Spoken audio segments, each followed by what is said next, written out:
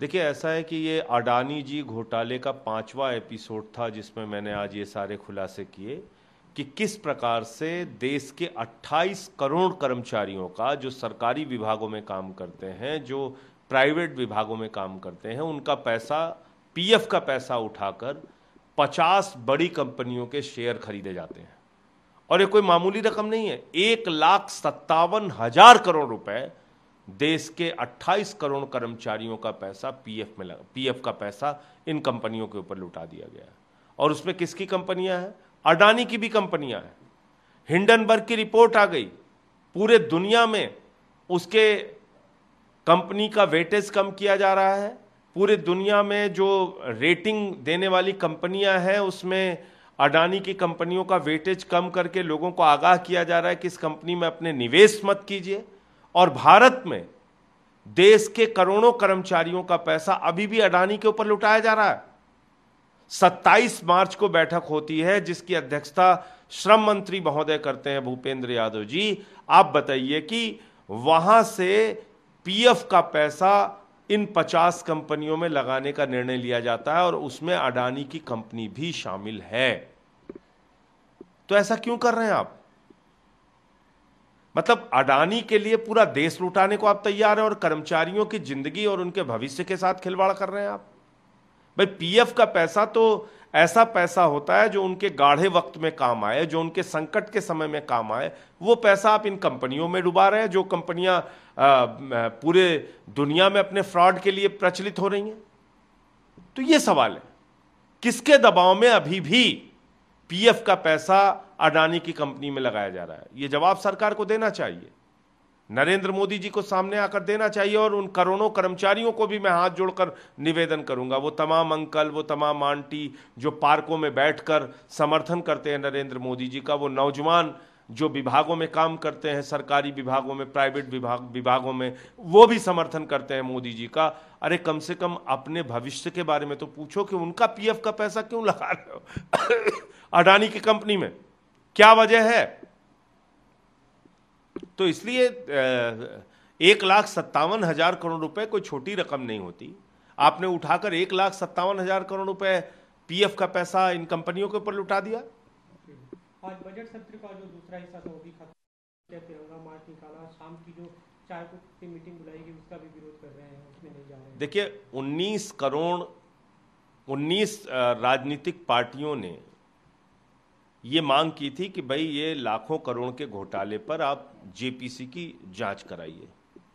लेकिन मोदी जी ने साबित कर दिया कि वो इंडिया के प्रधानमंत्री नहीं है, अडानी के प्रधानमंत्री हैं। भले ही सारा विपक्ष एक स्वर में कहता रहा कि जेपीसी की जांच कराओ, जेपीसी की जांच कराओ, मोदी जी तैयार नहीं हुए, वो अडानी के साथ खड़े हैं। तो इसके कारण से ये मौजूदा सरकार, मोदी जी की सरकार जिम्मेदार है कि ये पूरा सत्र नहीं चलने पाया। किसके वजह से? अडानी के घोटाले की वजह से। और उसमें जांच से सरकार इसलिए भाग रही है क्योंकि सर से लेकर पांव तक सरकार भ्रष्टाचार में डूबी हुई है। बीजेपी तरफ उन्होंने ठीकरा विपक्ष पे फोड़ा है, जो भी संसद सत्र बाधित रहा उसके कारण केंद्रीय मंत्री किरण रिजिजू ने विस्तार से आज कहा कि काले कपड़े पहनकर आ गए संसद के अंदर। अरे भाई, अपमान तुम पूरे देश का कर रहे हो। लाखों करोड़ की लूट मचा रखी है। एक ही व्यक्ति को आकाश से लेकर पाताल तक क्यों दे दिया? उसी अडानी को 2.5 लाख करोड़ का कर्जा क्यों दे दिया? 86,000 करोड़ रुपए का कर्जा क्यों माफ कर दिया? ये किसी के पिताजी का पैसा है, ये इस देश के करोड़ों लोगों का पैसा है, ये किसी का निजी पैसा नहीं है। आप बैंकों का पैसा लूट लूट के अडानी को दे रहे हो, डकैती डाल रहे हो लोगों के पैसों पे। तो इस पे सवाल नहीं पूछेंगे? खाली मटर गश्ती करने के लिए और देश को लूटने के लिए सरकार बनी है। तो इसलिए भ्रष्टाचार में सर से लेकर पांव तक ये सरकार डूबी हुई है। और मैं समझता हूं आजादी के बाद की अब तक की महाभ्रष्ट सरकार है मोदी सरकार।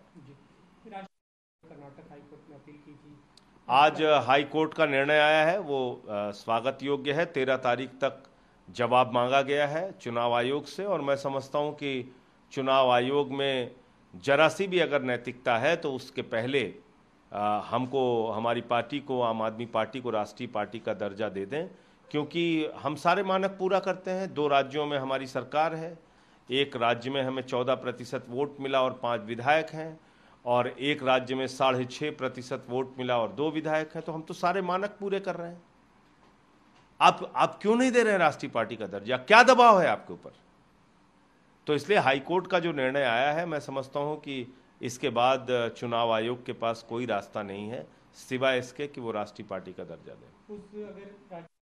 निश्चित रूप से फायदा मिलेगा। राष्ट्रीय पार्टी को मिलने वाली जो सारी सुविधाएं हैं वो हमारी पार्टी को मिलेंगी वहां पे, और निश्चित रूप से इसका लाभ होगा हमें। ईडी ने आज मनीष सिसोदिया का नाम नहीं है। अब आप देखिए कि यही बात हम लोग पहले दिन से कह रहे हैं कि मनीष सिसोदिया जी के खिलाफ कोई साक्ष्य नहीं है, कोई प्रमाण नहीं है।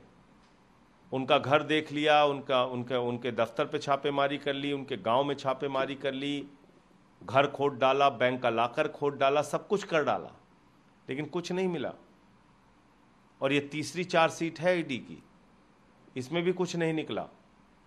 इसका मतलब कि जबरदस्ती सरकार के दबाव में मनीष सिसोदिया जी को प्रताड़ित करना है, उनको जबरन जेल में रखना है, यही कार्रवाई है।